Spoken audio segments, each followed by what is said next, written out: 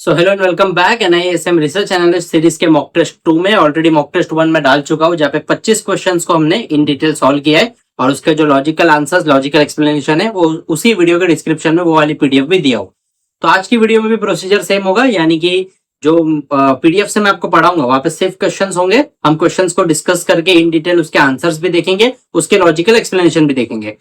और जो डिस्क्रिप्शन में आपको पीडीएफ मिलने वाला है, जो वर्ड डॉक्यूमेंट मिलेगा, वहां पे ऑलरेडी आंसर्स विद एक्सप्लेनेशन दिए हुए हैं। सो उसको रेफर कर लेना, उसको पढ़ लेना, तो आपको अंडरस्टैंडिंग है वो बेटर वे में हो जाएगी। आज की वीडियो के बाद हम हाफ वे स्टेज पे पहुंच जाएंगे, यानी टोटल 100 क्वेश्चंस का मैंने बोला है। तो 25 questions in the previous video, 25 questions in this video, total 50 questions हो जाएंगे। तो बिना किसी रुकावट के आज की वीडियो की तरफ बढ़ते 25 क्वेश्चंस को इन डिटेल देखेंगे। और यहाँ पे कहाँ पे भी कोई भी डाउट है, feel free to ask me in the comment section. So finally let's get started with mock test 2। तो आज का जो पहला क्वेश्चन है वो न्यूमेरिकल बेस्ड है, यानी आपको यहाँ पे कुछ फिगर्स दिए और आपको सॉल्व करना है। तो क्वेश्चन क्या पूछा है कि price to earning ratio of a business is 10, PE ratio company का 10 है, price to book value ratio is 5, जो पीबीवी रेशियो होता है ये 5 है, बुक वैल्यू पर शेयर यानी बीवीपीएस, जो बुक वैल्यू पर शेयर वो 15 रुपए, and outstanding number of shares, total share जो है वो 10,000 है। सो इसमें पूछा कि हमें निकालना क्या है, हमें निकालना रिटर्न ऑन इक्विटी। सुनने में क्वेश्चन बहुत ही ज्यादा कॉम्प्लेक्स है। ऑलरेडी मैं जो ये एनआईएसएम रिसर्च एनालिस्ट सीरीज का लेक्चर 3 है उसमें ये सब रेशियोज के बारे में पढ़ा चुका हूं। तो अब उन रेशियोज की मदद से, उन फॉर्मूलेस की मदद से किस तरह हम रिटर्न ऑन इक्विटी तक पहुंचेंगे ये देखेंगे। तो सबसे पहले कोई भी क्वेश्चन में जब आपको क्या निकालना है उसके बारे में पूछा है ना, यानी जो मेन आंसर है उस पर फोकस करो। क्या पूछा है, रिटर्न ऑन इक्विटी क्या है वो निकालो।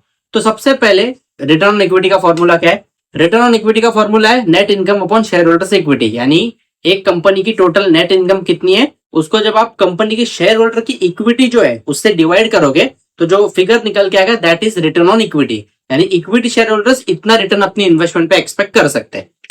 सो यहाँ पे सबसे पहले हमको रिटर्न ऑन इक्विटी का फॉर्मूला देखना है कि नेट इनकम चाहिए और शेयर होल्डर्स इक्विटी चाहिए। हमारे पास फिलहाल दोनों भी चीजें नहीं है, लेकिन हमारे पास कुछ ऐसी चीजें जिसकी मदद से हम रिटर्न ऑन इक्विटी के लिए जो नेट इनकम और शेयर होल्डर इक्विटी चाहिए ये दो चीजों तक पहुंच सकते हैं। स्टेप बाय स्टेप जाएंगे, एकदम सिंपल प्रोसेस है, आपको मैं सॉल्व करके दिखा रहा हूँ। और जो डिस्क्रिप्शन में पीडीएफ है, जो वर्ड डॉक्यूमेंट है, उसमें ऑलरेडी मैंने सारी स्टेप्स को इन डिटेल एलेबोरेट करके लिखा हुआ है ताकि आप इजीली अंडरस्टैंड कर सको। तो नेट इनकम कैसे निकलती है? नेट इनकम का फॉर्मूला है जो कंपनी का ईपीएस है, ईपीएस यानी अर्निंग पर शेयर, उसको जब आप टोटल नंबर ऑफ शेयर से मल्टीप्लाई करोगे तो जो फिगर निकल के आएगा that is the net income.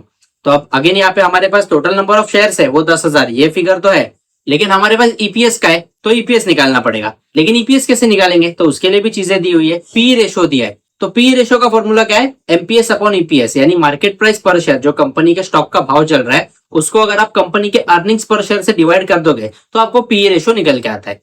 अब ये सब चीजों के बारे में पहले की वीडियोस में इन डिटेल बता चुका हूं, तो अगेन एंड अगेन रिपीट नहीं करूंगा। Please go and watch that video ताकि आपको इन डिटेल सारी चीजें समझ जाए। और पी रेशो पे तो ऑलरेडी इस चैनल पर आपको ढेर सारी वीडियोस मिल जाएगी, जस्ट विजिट माय चैनल, वहां पे पी रेशो सर्च कर दो, 3 से 4 वीडियोस तो डेफिनेटली मिल जाएगी जहाँ पे पी रेशो को मैंने इन डिटेल बताया। सो पी रेशो का फॉर्मूला में एमपीएस अपॉन ईपीएस। तो अगेन यहाँ पे पी रेशो तो हमें दिया है 10 का पी रेशो है, लेकिन एमपीएस और ईपीएस दोनों नहीं है हमारे पास।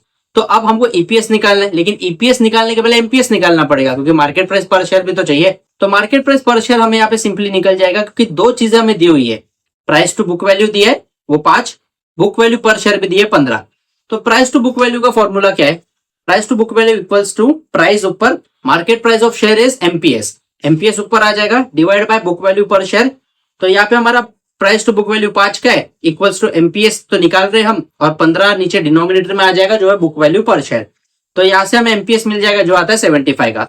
तो अब पी रेशो का जो फॉर्मूला है यानी एमपीएस अपॉन ईपीएस, उसमें हमें दो चीजें पता चल गई, पी रेशो हमारा 10 का है, एमपीएस हमारा 75 का है, तो हमें ईपीएस आराम से मिल जाएगा। फॉर्मूला के अंदर जब मैंने ये चीजें डाली तो यहाँ से ईपीएस निकल के आता है 7.5 का। अब ईपीएस मिल गया, टोटल नंबर ऑफ शेयर्स हमारे पास है, तो हमारी नेट इनकम आ जाएगी, यानी रिटर्न ऑन इक्विटी में जो न्यूमरेटर है वो हमारा सॉल्व हो चुका है। तो यहाँ पे नेट इनकम कितनी हो जाएगी? 7.5 is the EPS multiplied by total number of shares, 75,000 हमारी नेट इनकम है। चलो, रिटर्न ऑन इक्विटी में जो न्यूमरेटर है वो सॉल्व हो गया। अब डिनोमिनेटर में आते हैं। डिनोमिनेटर में हमें क्या पूछा है? Share holders equity. तो शेयर होल्डर्स इक्विटी का मतलब क्या होता है? कंपनी की बुक वैल्यू कितनी है। अब बुक वैल्यू टोटल होती है, तो हमें यहाँ पे बुक वैल्यू पर शेयर दी हुई है, नंबर ऑफ शेयर्स हमारे पास है, तो टोटल हमारी बुक वैल्यू पर शेयर कितनी हो जाएगी? ये दोनों का मल्टीप्लीकेशन। तो शेयर होल्डर्स इक्विटी, इसका फॉर्मूला नोट डाउन कर लो। Share holders equity equals to book value per share, एक शेयर की बुक वैल्यू, इनटू यानी मल्टीप्लाइड नंबर ऑफ शेयर्स। तो टोटल हमारे शेयर होल्डर इक्विटी यहाँ पे है 15 इंटू 10,000, 15 हमारा बुक वैल्यू है पर शेयर का, और टोटल नंबर ऑफ शेयर हमारे 10,000। तो शेयर होल्डर्स इक्विटी हमारी 1.5 लाख आ जाएगी। तो बस रिटर्न ऑन इक्विटी में अब न्यूमरेटर नेट इनकम भी है हमारे पास, डिनोमिनेटर यानी कि शेयर होल्डर्स इक्विटी भी है, दोनों का अगर डिवीजन करेंगे सो 75,000 डिवाइडेड बाय 1,50,000 आंसर आता है 0.5। रिटर्न ऑन इक्विटी कभी भी परसेंटेज के टर्म्स में एक्सप्रेस की जाती है, तो 0.5 इंटू 100, कोई भी चीज को परसेंटेज में कन्वर्ट करने के लिए उसको इंटू 100 हम कर देते हैं। तो 0.5 इंटू 100, तो आंसर इज 50%। तो हमारा जो क्वेश्चन है उसके अंदर जो ऑप्शन बी है यानी कि 50% इज अवर राइट आंसर। तो इसका जो राइट आंसर है वो बी 50%। तो ये क्वेश्चन को भी हमें देखो सॉल्व करने के लिए बहुत ही ज्यादा टाइम लगा है। तो ऐसे आपको मल्टीपल क्वेश्चन सॉल्व करने, क्योंकि एग्जाम में आपको इतना टाइम नहीं देना है। ये जो क्वेश्चन का आंसर है ये आपको केवल 3 से 4 मिनटों के अंदर आना चाहिए। अभी भी लगभग उतना ही टाइम लगा है, लेकिन यहाँ पे मैंने आपको एक्सप्लेन करते हुए बताया इसलिए कंपेरेटिवली टाइम थोड़ा ज्यादा है। लेकिन जब आप एकदम खुद सीखने के बाद सारे फॉर्मूलाज को समझ के लर्न करने के बाद, देखो फॉर्मूलाज को खाली लर्न नहीं करना है, लर्न करोगे रट्टा मार के जाओगे तो कहां का कंफ्यूज हो जाओगे। अगर समझ के जाओगे कि इसका डेरिवेशन किस तरह होता है, सो डेफिनेटली आपको एग्जाम में कोई भी दिक्कत नहीं आएगी, और कोई भी क्वेश्चन आन दो, कोई भी फिगर्स आन दो, आप जो एंड रिजल्ट है वहां तक पहुंच जाओगे। तो ऐसे मल्टीपल क्वेश्चंस को सॉल्व करना, ताकि एग्जाम में देखो ऐसे क्वेश्चन तो आने वाले, तो ऐसे क्वेश्चन जब आएंगे तब आपको डर ना लगे, इजीली आप उसको कैरी आउट करके राइट आंसर दे दो। सो पहला क्वेश्चन सॉल्व हो गया। अब सेकंड क्वेश्चन है, when companies give new shares to their existing share holders, यानी जब एक कंपनी अपने एग्जिस्टिंग शेयर होल्डर जो ऑलरेडी उस कंपनी के शेयर होल्डर है उनको नवे शेयर देती है विदाउट एनी कंसिडरेशन, यानी बिना किसी कंसिडरेशन, यानी बिना किसी क्या बोल सकते हो आप ऑब्लिगेशन के, कोई भी उसमें वो नहीं, ऐसी कंपनी का मन है तो कंपनी आपको फ्री शेयर्स दे रही है तो उसको क्या बोलते हैं, फ्री शेयर्स दिए जा रहे हैं, आपको कैश नहीं दिया जा रहा है। जब भी फ्री शेयर्स दिए जा रहे हैं इसका मतलब है या तो बोनस इशू दिया जा रहा है या स्टॉक स्प्लिट किया जा रहा है, कुछ भी दोनों में से एक चीज हो रही है। तो जब भी एक्स्ट्रा शेयर्स मिल रहे तो it is a stock dividend. तो answer A is the right answer, यानी स्टॉक डिविडेंड। जब कंपनी आपको नवे शेयर्स देती है, न्यू शेयर्स देती है एग्जिस्टिंग शेयर होल्डर को विदाउट एनी कंसिडरेशन, कोई भी ऑब्लिगेशन, कोई भी प्रॉब्लम के, कोई भी सिक्योरिटी के बिना ऐसे मुफ्त में आपको एक्स्ट्रा शेयर्स देती है, तो उसको स्टॉक डिविडेंड बोलते हैं। कैश डिविडेंड किसको बोलते हैं, जब कंपनी डिविडेंड अनाउंस करती है, जैसे 5 रुपए का डिविडेंड कर दिया, 10 रुपए का डिविडेंड कर दिया, तो पर शेयर के हिसाब से जितने शेयर्स आपके पास है उतने शेयर्स के पैसे, यानी समझो आपके पास 5,000 शेयर्स है और कंपनी ने 10 रुपए का डिविडेंड दिया, तो टोटल 50,000 का जो अमाउंट है वो आपके अकाउंट में डायरेक्ट बैंक अकाउंट में क्रेडिट हो जाएगा। तो this is the difference between stock dividend and cash dividend. तो हमें यहाँ क्या पूछा है, न्यू शेयर्स दिए गए तो उसको क्या बोलते हैं, उसको स्टॉक डिविडेंड बोलते हैं। Answer A is the right answer. फिर क्वेश्चन थर्ड की तरफ जाते हैं। तो थर्ड है, companies act requires that a company which wants to raise further capital through an issue of shares, यानी कंपनी एक्ट जो है, कंपनीज एक्ट एक 1956 में, 2013 में। सो कंपनीज एक्ट 2015, तो कंपनीज एक्ट 2013 जो है वो क्या बोलता है, जब एक कंपनी को पैसा रेस करना है, नया कैपिटल रेस करना है इश्यू ऑफ शेयर्स के थ्रू, यानी मार्केट में शेयर्स को इशू करेगी और पैसा उठाएगी, वहां पे जब कंपनी को एग्जिस्टिंग शेयर होल्डर्स को पहला ऑफर देना होता है, यानी उनसे पैसे पहले रेस करने, कंपनी के पास बहुत सारे ऑप्शन है लेकिन कंपनी चाहती है कि जो एग्जिस्टिंग शेयर होल्डर है उनसे पैसा उठाया जाए, तो जब कंपनी ऐसा करती है तो उस ऑफर को क्या बोला जाता है, तो पैसा उठा रहे ना, तो ऑफर को बोला जाएगा राइट्स इशू। राइट्स इशू के बारे में इन डिटेल पढ़ा है, यानी जब एक बड़ी कंपनी अपने एग्जिस्टिंग शेयर होल्डर से, अपने एग्जिस्टिंग शेयर होल्डर को सस्ते दाम पर शेयर ऑफर करती है और उनसे पैसा उठाती है, this process is known as rights issue. वही पूछा है कि जब एक कंपनी को पैसा उठाना है इशू ऑफ शेयर्स के थ्रू और वहां पे वो कंपनी को पहले अपने एग्जिस्टिंग शेयर होल्डर्स को राइट देना है, तो ऐसे इशू को क्या बोलते हैं, ऐसे इशू को बोलते हैं rights issue. So option B is the right answer. फिर बढ़ते चौथे क्वेश्चन की तरफ। चौथा क्वेश्चन है, changing the structure of share capital of a company by increasing the par value of its shares in a defined ratio and correspondingly reducing the number of shares to maintain the paid up or subscribed capital, it is known as what? पहले तो क्या बोला है वो समझो। अपने एक company है, कंपनी का शेयर कैपिटल का स्ट्रक्चर चेंज होने वाला है, अमाउंट नहीं। जो मार्केट कैप पहले 1,000 करोड़ का था अभी भी 1,000 करोड़ का रहेगा, लेकिन स्ट्रक्चर चेंज हो जाएगा। उसके अंदर जो नंबर ऑफ शेयर है, जो पर वैल्यू ऑफ शेयर है वो चेंज हो जाएगी। कैसे होगी? Increasing the par value. Par value यानी फेस वैल्यू, मैंने बताया हर एक कंपनी की फेस वैल्यू होती है, मार्केट वैल्यू होती है। तो जब कंपनी की फेस वैल्यू बढ़ाई जा रही है एक डिफाइंड रेशो में और नंबर ऑफ शेयर्स कम किए जा रहे, इसका मतलब है स्टॉक कंसोलिडेट हो रहा है। समझो 2 रुपए की फेस वैल्यू थी, जो अब बढ़ा के हो गई 10 रुपए की, और जो शेयर है जो पहले 150 रुपए का एक शेयर था, अब वो बढ़ के हो चुका है 750 रुपए का एक शेयर। तो ये शेयर कंसोलिडेशन है ना, क्योंकि उल्टा हो रहा है। ये अगर फेस वैल्यू कम की जाती और नंबर ऑफ शेयर्स बढ़ाए जाते, जैसे एक 10,000 रुपए का स्टॉक है, तो उसकी जो 10 रुपए की फेस वैल्यू है उसको कट करके कंपनी 2 रुपए पे ले आती और 10,000 का स्टॉक आ जाता 2,000 रुपए पे।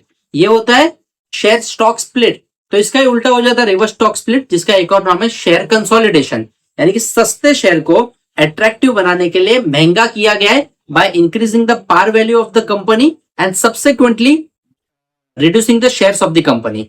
तो यही पूछा है ना कि जब कंपनी की पार वैल्यू बढ़ाई जाती है यानी फेस वैल्यू बढ़ाई जाती है और उतने ही रेशो में कंपनी के नंबर ऑफ शेयर्स कम किए जाते हैं, तो शेयर कंसोलिडेट होता है। So the right answer to this question is option A, that is share consolidation. फिर फिफ्थ क्वेश्चन आता है delisting of shares refers to the dash removal of the shares of a company from being listed on a stock exchange. यानी delisting of shares का मतलब क्या होता है, जब एक ऑलरेडी लिस्टेड कंपनी को हमेशा के लिए उस स्टॉक एक्सचेंज से हटा दिया जाता है। So delisting of the shares refers to the permanent removal. ये टेम्पररी नहीं होता, delisting is not temporary. अगर यहाँ पे ऐसा पूछा रहता ना, suspension of shares refers to the dash removal, share जब सस्पेंड होता है तो वो टेम्पररी होता है, लेकिन शेयर जब डीलिस्ट होता है यानी हमेशा के लिए निकल जाता है तो वो परमानेंट होता है। So here option A is the right answer. फिर क्वेश्चन 6 है, if interest rate in the economy rise prices of bond would. ये क्वेश्चन रिपीटेड है, पहले उसमें भी किया था, लास्ट जो हमारा मॉक टेस्ट 1 था उसमें भी ये मैंने सॉल्व करवाया था कि जब ये रिलेशनशिप के बारे में बताया था कि प्राइस ऑफ द बॉन्ड या फिर value of the bond and interest rate of the bond, ये दोनों क्या है, इनवर्सली रिलेटेड है। एक ऊपर जाएगा दूसरा नीचे जाएगा, एरो की मदद से समझाया था। तो वही पूछा है, अगर इंटरेस्ट रेट कोई भी इकोनॉमी में बढ़ेगा तो प्राइस ऑफ द बॉन्ड गिरेगा। सो the right answer is option A, that is fall. फिर क्वेश्चन 7 आता है, विच of the following is a non cash charge. इनमें से नॉन कैश चार्ज यानी नॉन कैश एक्सपेंस कौन सा है। अब अकाउंट स्टूडेंट के लिए एकदम सिंपल क्वेश्चन है, आपको ऑप्शन देखने की भी जरूरत नहीं है। नॉन कैश एक्सपेंस दो ही टाइप के होते हैं, डेप्रिसिएशन है, अमोर्टाइजेशन। तो ऑप्शन में क्या पूछा है, डेप्रिसिएशन पूछा है, अमोर्टाइजेशन ऑफ कैपिटल एक्सपेंस पूछा है, या फिर C both of the above. तो नॉन कैश चार्ज क्या है, दोनों है, ऑप्शन ए ऑप्शन बी। अब डेप्रिसिएशन और अमोर्टाइजेशन ये दोनों एक ही चीज का नाम है, इतना ही फर्क है। डेप्रिसिएशन टैंजिबल एसेट्स पे चार्ज किया जाता है, ऐसी चीज जिसको आप टच कर सकते हो, जैसे मेरी ऑफिस का फर्नीचर है, फिर कोई बिल्डिंग है, लैंड है, मशीनरी है। आप कभी भी कोई टैंजिबल एसेट को जब डेप्रिशिएट करोगे, so that is known as depreciation. उसकी वैल्यू जब कम होती है that is known as depreciation. लेकिन कोई इनटेंजिबल एसेट है, जैसे पेटेंट्स, कॉपीराइट्स, फिर ट्रेडमार्क्स, ऐसे कोई आपकी इनटेंजिबल एसेट है जिसको आप टच नहीं कर सकते हो, उसको जब आप डेप्रिशिएट करते हो ना, so that is known as amortisation. दोनों का चीजों का मतलब एक ही है लेकिन नाम अलग है। Depreciation is used for tangible assets, amortisation is used for intangible assets. So which of the following is a non cash charge, दोनों ही नॉन कैश है, यानी यहाँ पर कंपनी के जेब से कोई पैसा नहीं जा रहा, लेकिन वो खर्चा तो कंपनी को अपने प्रॉफिट एंड लॉस स्टेटमेंट में, बैलेंस शीट में दिखाना पड़ता है। So the right answer here is option C, that is both of the above. फिर 8वां क्वेश्चन है, what is the earnings yield if the stock price is 195 EPS is 13।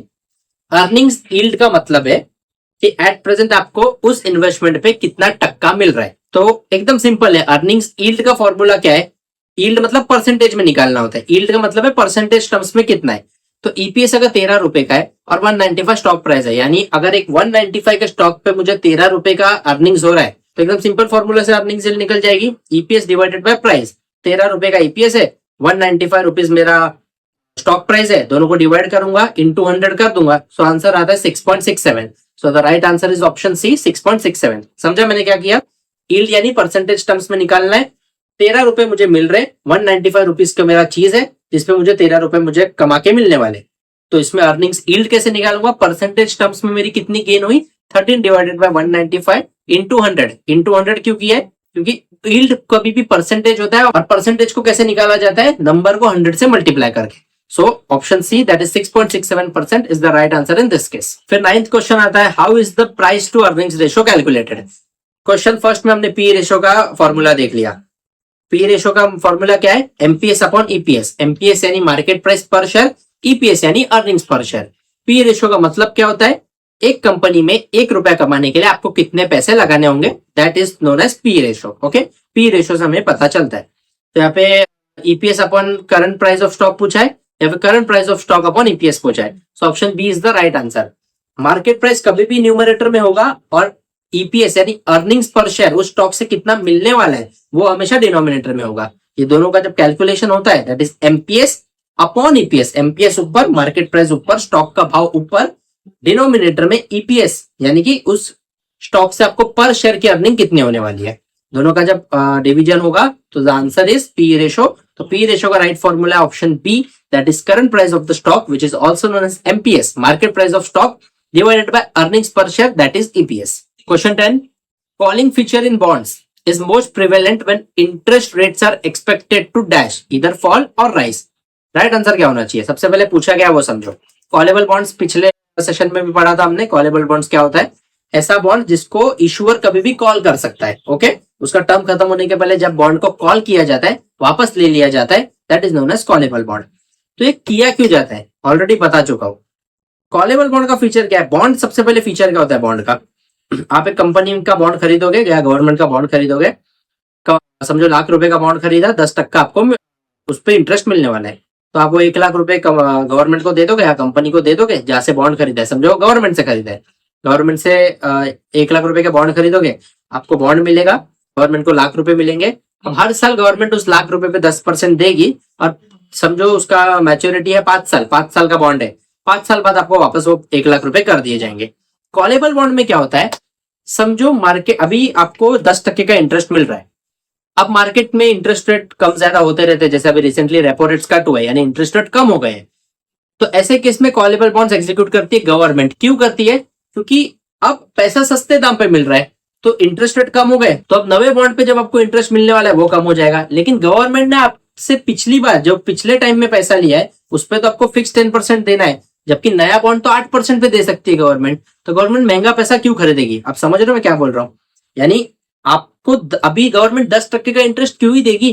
तो ऐसे केस में अगर गवर्नमेंट ने कॉलेबल बॉन्ड इशू किया है तो now government has the right, क्योंकि मार्केट में अब इंटरेस्ट रेट गिर गए, interest rate are fallen, so interest rate जो गिर गए हैं तो अब गवर्नमेंट कॉलेबल बॉन्ड को एग्जीक्यूट करेगी। आपसे 10% वाला बॉन्ड ले लिया जाएगा और आपको 8% वाला बॉन्ड दे दिया जाएगा अगर आपकी इच्छा हो तो। अगर आप रिडीम करना चाहते हो तो वो पैसा रिडीम भी कर सकते हो। सो कॉलेबल बॉन्ड्स को तभी एग्जीक्यूट किया जाता है, मोस्ट प्रिवेलेंट वो तभी होता है, उसका जो रेलेवेंस है वो तभी होगा जब इंटरेस्ट रेट गिरने वाले। अगर इंटरेस्ट रेट समझो बढ़ने वाले तब गवर्नमेंट बॉन्ड को कॉल नहीं करेगी। ऐसे केस में पुटेबल बॉन्ड का यूज होता है जो इन्वेस्टर कर सकता है, यानी आपने को यहाँ पे इन्वेस्ट किया है और अब इंटरेस्ट रेट मार्केट में बढ़ चुके हैं तो अब ज्यादा इंटरेस्ट आपको मिलने वाला है, तो आपका जो एग्जिस्टिंग बॉन्ड है उसको पुट कर दोगे और उसको वापस दे दोगे, अपना पैसा ले लोगे और जहां पे हायर इंटरेस्ट मिल रहा है वहां चले जाओगे। तो क्वेश्चन क्या पूछा है? कॉलिंग फीचर इन बॉन्ड्स, यानी बॉन्ड्स जो कॉल किए जाते हैं उसका मोस्ट रिलेवेंस कब होता है? जब इंटरेस्ट रेट मार्केट में गिरने वाले हो। सो the right answer is option A that is fall. फिर 11th क्वेश्चन आता है dash bias can prevent investors from benefiting from market corrections. अब हमने बहुत सारे बिहेवियरल बायसेस के बारे में पढ़ा था, इन डिटेल पढ़ा है। तो उसमें डिफरेंट टाइप्स ऑफ बायस होते हैं, यानी साइकोलॉजिकल मेंटालिटी इन्वेस्टर्स की किस तरह होती है। तो एक तो प्रोजेक्शन मेंटालिटी होती है, यानी आपको ऐसा लगता है। एक होती है हर्ड मेंटालिटी, यानी जो सब कर रहे हैं हम वो करेंगे। एक होती है एंकरिंग मेंटालिटी। एंकरिंग यानी आपने कोई स्टॉक में इन्वेस्ट किया है, समझो ₹100 के स्टॉक में इन्वेस्ट किया है और आपको ऐसा लगता है कि ये ₹200 तक जाएगा, तो अब आप ₹200 का जो फिगर है ना उसको माइंड में आपने लॉक किया है। फिर वो ₹100 का स्टॉक मार्केट करेक्शन में 80 पे आ गया, 70 पे आ गया, 50 पे आ गया, 20 पे आ गया, तो भी आप यही सोच के चल रहे हो कि वो 200 पे जाएगा और आपने उस स्टॉक में कुछ नहीं किया, वैसे ही वो स्टॉक को पड़े रखा है। और एक और चीज आती है कंफर्मेशन बायस, यानी आप मल्टीपल कंफर्मेशन के लिए रुकते हो कि ये होएगा तो मैं वो करूंगा, वो होएगा तो मैं वो करूंगा। तो यहाँ पे पूछा क्या है, ऐसा कौन सा बायस है जो इन्वेस्टर्स को अवॉइड करवाता है मार्केट करेक्शन से बेनिफिट लेना। यानी सब जानते हैं अभी मार्केट जब गिरती है तब अच्छे अच्छे स्टॉक्स के प्राइस नीचे आ जाते हैं, तो ऐसे टाइम पे अगर कोई इन्वेस्टर इन्वेस्ट करेगा तो फ्यूचर में जब प्राइसेस ऊपर जाएंगे तो उसको बड़ा बेनिफिट होगा। लेकिन ये जो एंकरिंग इन्वेस्टर्स है ना, इसने क्या किया है, ₹100 पे खरीदा है और मन में एक आंकड़ा सोच लिया कि 200 तक तो जाएगा ही, तो ये अब वहां जाएगा तभी बेचेगा। अगर ये 80 पे आया तो ये ऐसा नहीं कि स्टॉप लॉस काट लेगा, जब वो और नीचे आए तो वापस खरीद लूंगा फिर बेनिफिट लूंगा, ये सब करता ही नहीं है। तो the right answer is option C that is anchoring bias. इसने एंकरिंग बायस ही एक ऐसी चीज है जहां पे आपको मार्केट के करेक्शन का फायदा लेने ही नहीं मिलेगा, क्योंकि जब ₹100 का स्टॉक गिर के ₹80 पे आ गया, वो टाइम पे लॉसेस को बुक करने के बजाय आप ये उम्मीद में रहोगे कि ये तो स्टॉक 200 तक जाएगा ही। क्यों जाएगा? क्योंकि आपने ऑलरेडी खरीदने के टाइम दिमाग में 200 रुपए का जो फिगर है उसको फिक्स कर दिया है. तो दिस इज द एग्जाम्पल. ये फिगर्स मैं एग्जैक्ट नहीं बोल रहा हूँ, this is the example. So the correct answer of question 11 is answer C, that is anchoring bias. Anchoring bias prevents investors from benefiting from market corrections. फिर आता है 12th question. Business risk is also known as operating risk because the risk is caused by factors that affect the operations of the company. सही बात है. Operating risk क्या होती है? Day to day business transactions को operate करने के लिए जो पैसे लगते हैं, जो मैनेजमेंट मेथड को फॉलो करती है, उसमें कुछ खराबी आ गई जिसकी वजह से अब मैनेजमेंट सही से अपना जो बिजनेस है, जो ऑपरेशन है, उसको कैरी आउट नहीं कर पा रही है. सो ये बिजनेस रिस्क है. और इसको बिजनेस रिस्क क्यों बोलता है? क्योंकि ये कॉस्ट की गई by the factors that affect the operations of the company. एकदम सिंपल क्वेश्चन है. क्या है ये? आगे की लाइन पूछने का कोई मतलब ही नहीं था. Business risk is also known as operating risk. The answer is true. So option A is the right answer. इसमें ज्यादा कुछ एक्सप्लेन करने को है नहीं. फिर 13th क्वेश्चन आता है कि for analyst which is the authentic source to check facts on a company. As a research analyst जब आप फ्यूचर में बनोगे एक रिसर्च एनालिस्ट, सो कौन सा आपके पास एकदम बेस्ट और ऑथेंटिक सोर्स हो गया जहां से आप कंपनी के फैक्ट को चेक कर सकते हो? तो एनुअल रिपोर्ट्स, मीडिया रिपोर्ट्स या बिजनेस पोर्टल. मोस्ट इंपॉर्टेंट, सबसे इंपॉर्टेंट डॉक्यूमेंट एक रिसर्च एनालिस्ट के लिए होती है कंपनी के फाइनेंशियल स्टेटमेंट्स, यानी कंपनी के एनुअल रिपोर्ट्स. उसमें जो इन्फॉर्मेशन होगी वो ट्रू होगी, वो प्रिसाइज होगी. बाकी मीडिया हाउस क्या बोल रहा है, वो कंपनी के लोग क्या बोल रहे हैं, एम्प्लॉयज क्या बोल रहे हैं, वो बिजनेस के जो मैनेजमेंट है वो क्या बोल रहे हैं, डजंट मैटर. कंपनी का जो धंधा है वो कंपनी की balance sheet, income statement, cash flow statement में दिख जाता है. सो सबसे ऑथेंटिक सोर्स कंपनी के बारे में जानने के लिए एक एनालिस्ट हमेशा एनुअल रिपोर्ट्स को देखता है. So option A is the right answer. फिर 14th आ जाता है हमारा question. Leverage ratio is a part of dash parameter. Leverage हमने पिछले बार में सीखा कि आप छोटे से पैसों से बड़े सौदे को उठा सकते हो. That is leverage. मार्जिन मिलता है. तो लेवरेज जो है ये क्वालिटेटिव एस्पेक्ट में आता है कि क्वांटिटेटिव एस्पेक्ट में आता है? तो leverage is a numbers game, क्योंकि यहाँ पे नंबर का काम है ना. आप समझो एक 10 लाख रुपए का सौदा उठाने वाले हो, लेकिन आपके पास है केवल 1.5 लाख, तो आपको 15% का मार्जिन मिल जाएगा. तो आप 1.5 लाख के मदद से 10 लाख के जो अपना 10 लाख का सौदा है उसको कर सकते हो.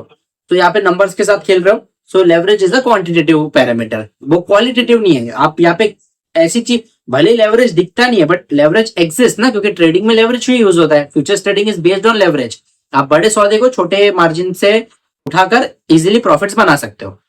अब यहाँ पे प्रॉफिट्स बनाओगे तब प्रॉफिट में अगर लेवरेज काम आएगा. जैसे 1% ऊपर जाएगी कोई भी चीज, तो आपने लेवरेज यूज किया समझो 5x का, तो वो आपको 5 गुना ज्यादा रिटर्न देंगे. वही अगर 1% नीचे जाएगा तो 5 गुना ज्यादा लॉस भी हो जाएगा. So leverage is a two way sword, हमेशा संभाल के यूज करना. तो leverage is a quantitative aspect, यहाँ पे नंबर्स के साथ आपको खेलना है. सो यहाँ पे option B, that is quantitative. Leverage ratio is a part of quantitative parameter of business. Option B is the right answer. फिर आ जाता है 15th question. That which of the following is not a valuation parameter for business analysis. ऐसी कौन सी चीज है जिससे आप वैल्यूएशन, कोई भी बिजनेस का वैल्यूएशन नहीं कर सकते? सो आप पीबीवी रेशियो यानी price to book value ratio से वैल्यूएशन कर सकते हो. कंपनी के पी रेशियो से वैल्यूएशन कर सकते हो कि कंपनी महंगी है या फिर सस्ती है. कैसे किया जाता है पहले की वीडियोस में बता चुका हूं. और सी है demand and supply of securities in the market. So demand and supply से वैल्यूएशन कर सकते हो, but it is not that precise. मतलब एकदम एग्जैक्ट वैल्यूएशन नहीं. आप एक जजमेंट बना सकते हो, कंपनी को वैल्यू नहीं कर सकते. So option C, that is demand and supply of securities in the market, is the right answer here. Because ये वैल्यूएशन पैरामीटर नहीं है. जो पहले दो है यानी price to book value ratio and P ratio, ये दोनों वैल्यूएशन पैरामीटर है. Using this you can value a company. But the third option, that is demand and supply of securities, ये मार्केट में कितनी है उससे आप कोई इंडिविजुअल कंपनी को वैल्यू नहीं कर सकते. So option C is the right answer. फिर 16th क्वेश्चन आता है. Unhealthy practice in the securities market includes which of the following. ऐसी कौन सी प्रैक्टिस है जो ये तीनों में से अनहेल्दी है, जो अनएथिकल है? तो disclosure, transparency, insider trading. Simple है. Option C, that is insider trading is an unethical practice. आप इनसाइडर ट्रेडिंग नहीं कर सकते हो. आपको कोई भी शेयर के बारे में खुफिया इंफॉर्मेशन पता है जो किसी और को नहीं पता है, पब्लिकली नहीं पता है, और वो इंफॉर्मेशन को यूज करके आपने अगर कोई भी प्रॉफिट कमाया है, that profit comes under insider trading. जब और ऐसे केस में अगर सेबी ने आपको पकड़ लिया तो इसमें आपको बड़ी पेनल्टी और जेल भी हो सकती है. So insider trading is an unhealthy practice. बाकी की जो दो चीजें यानी डिस्क्लोजर और ट्रांसपेरेंसी, ये तो एथिकल प्रैक्टिस है. Every research analyst should follow this. उसको डिस्क्लोजर देना पड़ेगा, उसको ट्रांसपेरेंसी रखनी पड़ेगी, कुछ भी छुपम छुपाई नहीं. लेकिन जो इनसाइडर ट्रेडिंग है that is the unhealthy practice. So option C is the right answer. फिर आता है 17th question. Which authority was set up with the primary responsibility of promoting old age income security by establishing, developing and regulating pension funds. Pension funds को कौन regulate करता है India के अंदर, यही पूछा है। तो एक IRDAI करता है यानी इंश्योरेंस एंड रेगुलेटरी डेवलपमेंट, या फिर PFRDA करता है, पेंशन फंड रेगुलेटरी डेवलपमेंट। एकदम सिंपल क्वेश्चन है। PF कौन रेगुलेट करेगा, pension fund regulatory development authority. Question में आंसर। फिर 18th क्वेश्चन आता है, the bylaws of the stock exchanges are same across exchanges and need to be approved by SEBI. Bylaws यानी कि एक मेन लॉ होता है, उसके नीचे बहुत बायलॉज होते हैं। तो हर एक एक्सचेंज के बायलॉज अलग होते हैं, ये हर एक एक्सचेंज के कभी भी सेम नहीं हो सकते। 90% ऑफ द लॉज सेम होंगे, लेकिन कहा ना का कोई ना कोई लॉ, जैसे NSE का कोई लॉज अलग है, BSE की कोई लॉज अलग है। 90%, 99% ऑफ द लॉज सेम है, लेकिन एक एग्जैक्ट सेम नहीं है। कुछ ऐसे लॉज होंगे जो NSE डिफरेंट फॉलो करता है और BSE डिफरेंट फॉलो करता है। NSE BSE two prime of the stock exchanges of India, ये दोनों ही मेन स्टॉक एक्सचेंज है। ओके, सो क्या पूछा है, सारे एक्सचेंजेस अक्रॉस एक्सचेंज यानी जितने भी एक्सचेंजेस है वो सारे सेम बायलॉज को फॉलो करते हैं। आंसर इज फॉल्स, ये गलत है। So option B is the right answer. फिर 19th क्वेश्चन पूछा है, अ ग्लोबल डिपॉजिटरी रिसीट यानी GDR is a bank certificate issued in more than one country for shares in a foreign company. IDR, ADR, JDR already पहले पढ़ चुके हैं in detail, और पिछली वीडियो में भी मैंने इन डिटेल बताया था। GDR यानी कि अमेरिका और इंडिया को छोड़ के कोई और फॉरेन कंट्री में अगर आपके कोई भी शेयर्स है, तो उसको जब सर्टिफिकेट दिया जाता है उस शेयर का, उसको क्या बोलते हैं, उसको GDR बोलते हैं। तो वही पूछा है। The correct answer is option A, that is this is a true statement. What is a GDR? A GDR is a bank certificate issued in more than one country for shares in a foreign company. यानी जब आपके पास multiple countries में अलग अलग company के shares है, सो जो बैंक सर्टिफिकेट इशू करेगा that is known as GDR, global depository receipt. Option A is the right answer. फिर 20th क्वेश्चन आता है, what does CBDT stand for? CBDT का फुल फॉर्म क्या है? तो ये शायद हमने कवर नहीं किया है, मेरे को याद नहीं है, कवर किया भी होगा। तो CBDT stands for central board of direct taxes. Direct tax यानी कि income tax, wealth tax, then आपका कस्टम ड्यूटी, ये सब डायरेक्ट टैक्स होते हैं। सो डायरेक्ट टैक्स को एक बोर्ड कंट्रोल करता है जिसका नाम है central board of direct taxes, जिसका शॉर्ट फॉर्म है CBDT। तो CBDT stands for central board of direct taxes. Option A is the right answer. ये लिख के रखो, एक आप आपको घुमा फिरा के भी पूछ सकते हैं। फिर 21st क्वेश्चन आता है, accounts payable turnover is calculated as purchase divided by accounts. Accounts payable turnover का फॉर्मूला क्या है? अकाउंट्स पेएबल यानी कि आपको कितना पैसा पे करना है। पे करना है तो वो किस पे पे करोगे? परचेजेस पे करोगे ना, जो आपने माल खरीदा है उसको आपके क्रेडिटर्स होंगे, वो क्रेडिटर्स को पे करना है, तो ये तो परचेजेस होगा। तो हमें परचेजेस तो दिया है, लेकिन उसको किससे डिवाइड करोगे? तो सिंपल क्वेश्चन है यार, अकाउंट्स पेएबल टर्नओवर है तो डिवाइडेड बाय अकाउंट्स पेएबल ही करेंगे ना। So the option is correct answer is option B, that is payable. 22nd question आता है, employ cost represents salaries, benefits, notional expenses towards stock based compensation granted and staff welfare expenditure incurred towards. Employ cost के अंदर जो चीजें आती है, यानी कि एक कंपनी की एम्प्लॉय कॉस्ट होती है ना, उसको सैलरी देनी है, वेजेस देने, बेनिफिट्स देने, नोशनल एक्सपेंस देने। नोशनल एक्सपेंस यानी इंश्योरेंस या आने जाने का खर्चा, वो सब देना है, तो ये उसकी एम्प्लॉय कॉस्ट है। तो एम्प्लॉय कॉस्ट किसकी तरफ हो रही है? कंपनी का किसकी तरफ खर्चा है? सप्लायर्स की तरफ, एम्प्लॉयज की तरफ, कस्टमर की तरफ, की इन्वेस्टर की तरफ? एम्प्लॉय कॉस्ट तो एम्प्लॉय के लिए होगी ना, so option B is the right answer. फिर 23rd क्वेश्चन है, strengths refer to internal capabilities of the company. जो कंपनी की स्ट्रेंथ है वो क्या रेफर करती है? Internal capabilities of the company, यानी कंपनी के अंदर कितना इंटरनली जोर है जो उसको अलाउ करता है टू एक्सप्लॉइट एक्सटर्नल डैश। तो स्वॉट एनालिसिस के बारे में पढ़ा था, स्ट्रेंथ, वीकनेस, अपॉर्चुनिटी, थ्रेट। तो अगर मेरे इंटरनली में बहुत ही ज्यादा दमदार हूं, स्ट्रेंथ एकदम स्ट्रेंथफुल हूं, तो एक्सटर्नल जो मेरे इर्द गिर्द जो अपॉर्चुनिटीज है उसको मैं ग्रैब कर सकता हूं। तो strength refers to internal capabilities of the company, उसको यूज करके वो मेरे को अलाउ करेगी ताकि मैं जो एक्सटर्नल अपॉर्चुनिटीज मेरे आजू बाजू घूम रही है उसको मैं एक्सप्लॉइट कर सकूं, उसको मैं छीन सकूं, अपने फायदे के लिए यूज कर सकूं। So option B, that is opportunities, is the right answer. Strengths refer to internal capabilities of the company that allows it to exploit external opportunities। Strength को यूज करके मेरे इर्द गिर्द जो अपॉर्चुनिटी है उसको मैं अपने फायदे के लिए यूज करूंगा, एक्सप्लॉइट करूंगा। एक्सप्लॉइट करना इन द सेंस उसको मैं पूरा निचोड़ के अपने फायदे के लिए यूज करूंगा। So option B is the right answer. फिर आता है 24th question, that what causes securities prices to deviate from their fair values according to the behavioural approach. दो चीजों के बारे में सीखा था। एक कंपनी की होती है फेयर वैल्यू, यानी कि उसकी इंट्रिंसिक वैल्यू, वो शेयर की असली औकात, वो शेयर का असली भाव, वो डिफरेंट काइंड्स ऑफ वैल्यूएशन के मेथड से निकलता है। और एक कंपनी की होती है मार्केट प्राइस, यानी जो भाव पे स्टॉक मिल रहा है। जैसे बहुत से स्टॉक्स है जिनकी जो इंट्रिंसिक वैल्यू है ना, जिनका जो असली भाव है वो समझो 100 रुपया होगा, और वो कंपनी का मार्केट में प्राइस या तो 150 रुपये चल रहा है या तो 75 रुपीज चल रहा है। मतलब उसके इंट्रिंसिक जो उसका खरा भाव है, उसका ट्रू भाव है, उससे ऊपर चल रहा है या फिर नीचे चल रहा है। तो ये डिफरेंस क्यों आता है? ये डिफरेंस इसलिए आता है कि मार्केट में डिमांड एंड सप्लाई वो स्टॉक के लिए कंपेरेटिवली ज्यादा है, और लोगों को डर लगा रहता है कि ये स्टॉक में लॉस ना हो जाए, इसलिए वो बेच देते, जिसकी वजह से सप्लाई बढ़ जाती है। और कुछ लोगों को ऐसा लगता है कि ये अपॉर्चुनिटी बहुत ही अच्छी है, भाव जो अभी है वो फ्यूचर में नहीं मिलेगा, हाथ से निकल ना जाए, तो ज्यादा शेयर खरीद लेते हैं, तो इससे डिमांड बढ़ जाती है। सो डिमांड एंड सप्लाई के मिसमैच क्यों होता है? Because people have fear and grid. जो हमारे मार्केट पार्टिसिपेंट हमारे इन्वेस्टर्स है, उनमें कुछ इन्वेस्टर्स को डर लगा रहता है, उनके अंदर फियर है। किसको लगा रहता है कि अपॉर्चुनिटी ना छूट जाए, उनको ग्रीड है, उनको लालच है। सो ये जो सिक्योरिटीज की प्राइसेस अपनी फेयर वैल्यू, इंट्रिंसिक वैल्यू से डिविएट करती है ना, उससे आगे पीछे रहती है, एग्जैक्ट नहीं होती है। ये क्यों होता है? Due to the fear and greed of the market participants. क्योंकि हर एक इन्वेस्टर का जो अप्रोच है वो हर एक स्टॉक को लेकर डिफरेंट है। अगर मैं 10 लोगों को बिठाऊंगा और सेम स्टॉक दूंगा तो 10 लोग अपनी एनालिसिस मुझे अलग तरीके से करके बताएंगे फॉर द सेम स्टॉक, क्योंकि हर एक का सोचने का तरीका अलग है। और यही सोच की वजह से डिमांड एंड सप्लाई में मिसमैच होता है, जिसकी वजह से हमेशा जो कंपनी की मार्केट प्राइस है उसकी इंट्रिंसिक वैल्यू से अलग ही होगी, उसमें गैप होता है। भले वो गैप नीचे की तरफ होने तो ऊपर की तरफ, लेकिन गैप होता है।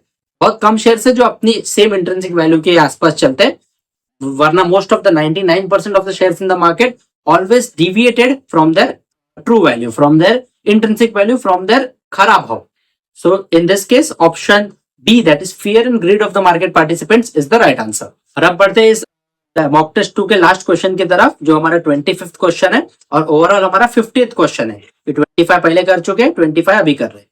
सो क्वेश्चन आ जाता है, stock exchanges provide a trading platform where buyers and sellers can transact in already issued dash। Stock exchange एक ट्रेडिंग प्लेटफॉर्म बनाता है जिसपे बायर्स एंड सेलर्स आकर ट्रेडिंग करते हैं, किस चीज की? ऑलरेडी एस्टेब्लिश्ड सिक्योरिटीज की। Because commodity, currency and derivatives, everything is totally involve in securities. SCRA act के हिसाब से security involve stock, bonds, currencies, then scripts, derivatives, ऐसे अलग अलग चीजें। तो ये सबका जो मेन है वो सिक्योरिटी है। ऑलरेडी इशूड सिक्योरिटीज में एक ट्रेडिंग प्लेटफॉर्म के ऊपर बायर्स एंड सेलर्स जाके बाइंग एंड सेलिंग करते, ट्रेडिंग करते, जो स्टॉक एक्सचेंज है एस्टेब्लिश किया हुआ है। So option B is the right answer. तो बस with this all the 25 questions of this mock test is completed. Overall half way stage पे पहुंच गए, 50 क्वेश्चंस हो चुके हैं और 50 क्वेश्चंस बाकी है, जो 25 करके मैं और 2 मॉक टेस्ट में लेकर आऊंगा। तो with this we have completed the mock test 2। कहाँ पे कोई भी डाउट है, feel free to ask me in the comment section. बाकी कंटेंट पसंद आया हो, like it, share it and subscribe the channel for more. So until next time, this is Mohit Lamba signing of.